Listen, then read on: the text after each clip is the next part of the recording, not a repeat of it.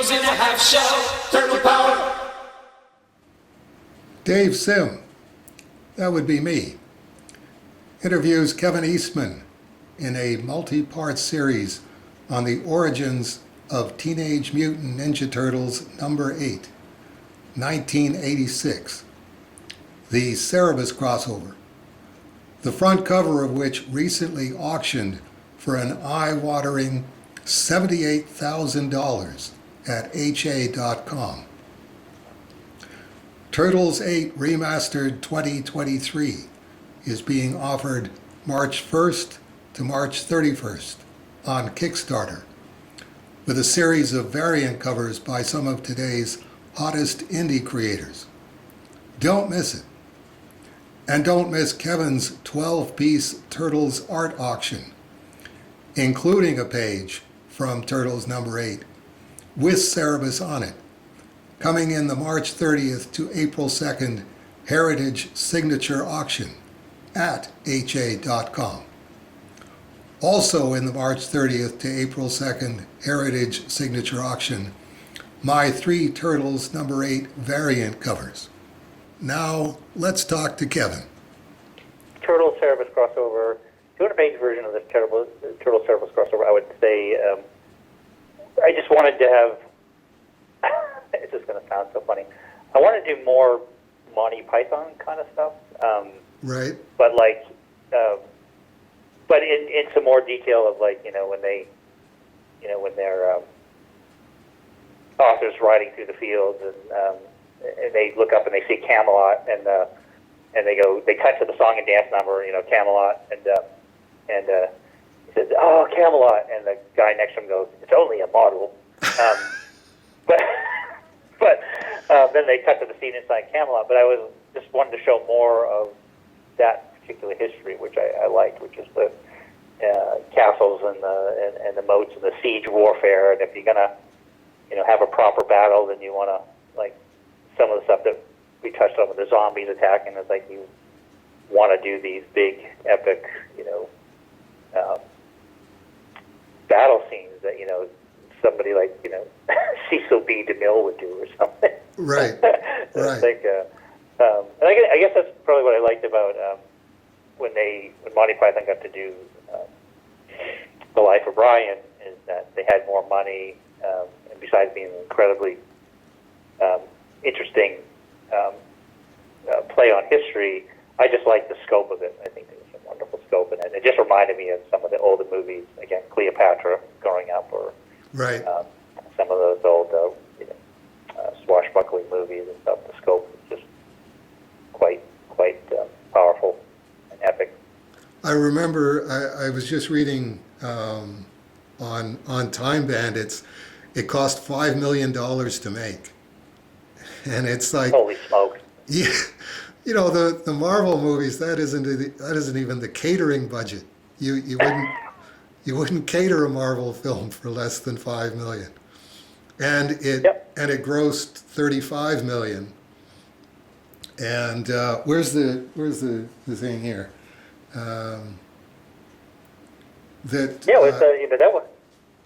I loved it. When you think of like how much they could do with that kind of budget and so little, if you had the creativity and just the whole. Again, I refer to the whole thing with Ian Holmes and the Napoleon scene. It was just one of those things that was just absolutely ludicrous, because while Napoleon is talking about different conquerors and their height, how tall they were, because it obviously bothered him of his height.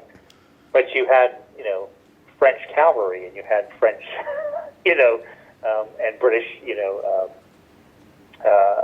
soldiers in a siege of a town, and the cannon fire, and just everything you got it. And, you cut from that to the scene with Sean Connery, where he's fighting the big,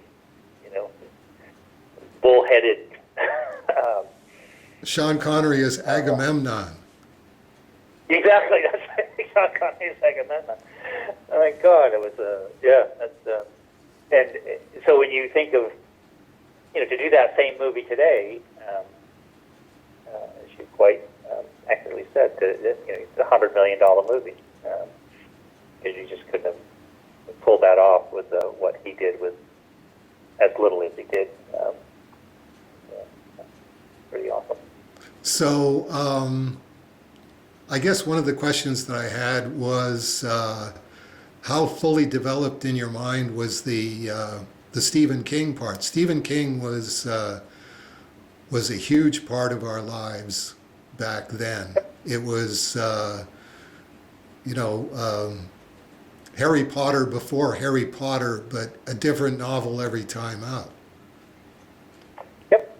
Yeah. No, it was the Stephen King influence, and then reading more into Stephen King's path as I got older, and the more that became available. But in 1981, I worked. I went down and worked on a town on the coast down near Kennebunk, cooking lobsters, and I just bought his new book called The Stand, Right. which took I'd already read Carrie and a number of the other ones, but it was it took place. The Stand took place in Maine, and the epic nature and the scope, and he was a local hero and just a really engaging writer that talk about story pace, and there would be times where stuff would sort of drag on a bit, but it would be establishing the scene and things. But it was I remember seeing a book on his life growing up in Maine, which probably came out within the last 10 years. And there were things like, even in high school, he had done a number of comics. He was really into comics, and he had done a couple small comics and created some characters. And what I found really interesting was they used to have these, they call it like a mimeograph machine, where you would have this multiple carbon line paper that you would I remember them well. Oh yeah, those were, so you would write out the assignment and to print them off as an early form of photocopy. Yeah. Listening that doesn't know, but so this friend of mine who is quote unquote the writer of us, that would come up with these really bad stories and then would draw them out or come up with different characters, but he would go convince the ladies in the office to give him some mimeograph paper, and he would come and would draw on them. He'd run back to the office and run a bunch of them off until they told him to stop because he's wasting paper. But in this book that covered, King's life, retrospective of his life in Maine, he had a number of those things that he had saved that were printed on mimeograph paper. I had some of the same as well, so I thought that was just fascinating, where there was not a lot to do. Yeah. In the town I grew up in Maine, I'm sure similar to you in Canada. But to answer directly your question, I always saw him as kind of a when they're trying to cross the bridge in the Holy Grail, the bridge keeper, like the troll under the bridge kind of thing. Right. Because he had his head, but then coming out of his shoulder was a drawing. It was a guy named he called Bachman, which was when he was writing too fast, and he put out a number of books under a pseudonym, Richard Bachman. And, Right. Okay. Yes. So he would be like the bridge keeper and go, "What is your favorite color? Blue? No, red. So a lot of that kind of stuff was more specific scenes. You could imagine a Bernie character being in a Bring Out Your Dead sequence, or and Stephen King character being the bridge troll, and We Are the Knights Who Say Eat. Right. So that was right.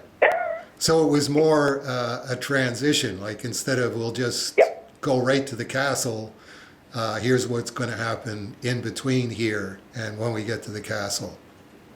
Yep, exactly. And then be able to riff on it. Like, you were you limiting yourself so that you're going, no, I've only got a page and a half for this, or I only got 2 pages for this, and then I have to get to something up ahead? Or was it No, I gotta take a little detour here. It was exactly the first part. It was limiting it to like editing your own movie, in that you shot a lot of footage, or you'd wanted to, it was included in the screenplay, but then the reality was, to get to the, that's why it could have easily been 200 pages, but I think even Pete was frustrated at some point, happily so, because he's such a good partner, and trading pages back and forth and all that, as we drew them together. But by the time I broke down the story, and it was 45 pages, that was already 5 pages longer than the first issue of 40 pages that we did. Right. And it's funny because you brought up a good point I was going to comment on earlier, is that back in the day when you were doing the comics, you were doing them all on your own, and it's a lot of work. I think the longest story that Peter and I either had done individually on our own was probably 8 to 10 pages as a complete, penciled, ink, lettered, finished story. Right. And so when we did Turtles 1 together, it was the largest story for both of us. And luckily there was 2 of us that both wrote and drew. We wrote Drew especially because we could pass the pages back and forth and share the workload. And that's why again, for some reason I felt, I wanted to have these epic stories. So Turtles issue 2 was 37 pages, and issue 3 was 37 or 38 pages. And you were the guys deciding it. Like, that's one of those things that a lot of people don't appreciate. Nobody was telling you, no, it has to be 20 pages or it has to be 22 pages, because that's how long this comic book is. Your comic book was as long as you wanted your comic book to be. Yep, exactly. That was it, and that was the beauty again. The admiration and following in the, being completely in the driver's seat. That we, good, bad, or ugly, we answered the phones, and we were the publishers, and we packed the orders, and we drew them, and took them to the printer, and we were doing everything. I could not have been happier. In my case, it was, I kind of have to keep it to 22 pages and then cut back to 20 pages around the time that I went monthly, because if I'm going to do a monthly comic book, I can't just let the comic book establish its own length. For one thing, I've got to bring in whatever amount of money I can get doing the new issue, so that I can do the issue after that. You guys weren't in that situation. Like, you were a mega hit for the comic book field, so you didn't have that kind of, well, it has to come out next month. How flexible was the schedule around issue 8? It was exactly that. We were incredibly lucky, and we were incredibly naive, and we were incredibly cocky. And well-deserved cocky. But we, people that survived the black and white boom and bust, they call it, a lot of people point to the fact that it was the Turtles that really kicked it off in a way that people said, well, if these 2 idiots can do it, anybody can do it. For the most part, we came out of reading and admiring and understanding underground comic books, and the publishers and the district. We sort of had an awareness of it, but then everybody said, well, I could throw adjective noun, title together, and I think at the peak there were about 20 to 21 of them. Yes. I think Radioactive Adolescent Black Belt Hamsters, I think, was the first one behind Turtles.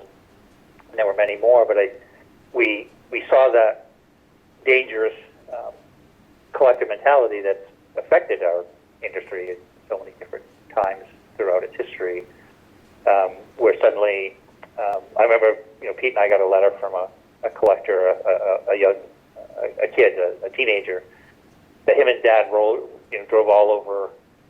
They lived in New York City, and they drove all over to all these different comic stores trying to find a Turtles issue 1, and they ended up paying $25 for a copy of it.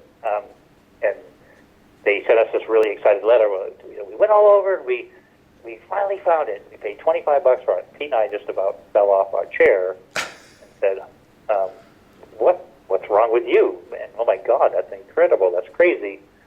But that was the collector mentality. That suddenly you saw books jump from, a 5,000 press run to a 10,000 to a 25,000 to, by Turtles 8, I think we were almost at 100,000 copies, I think. Which was, for a black and white comic book with a color cover was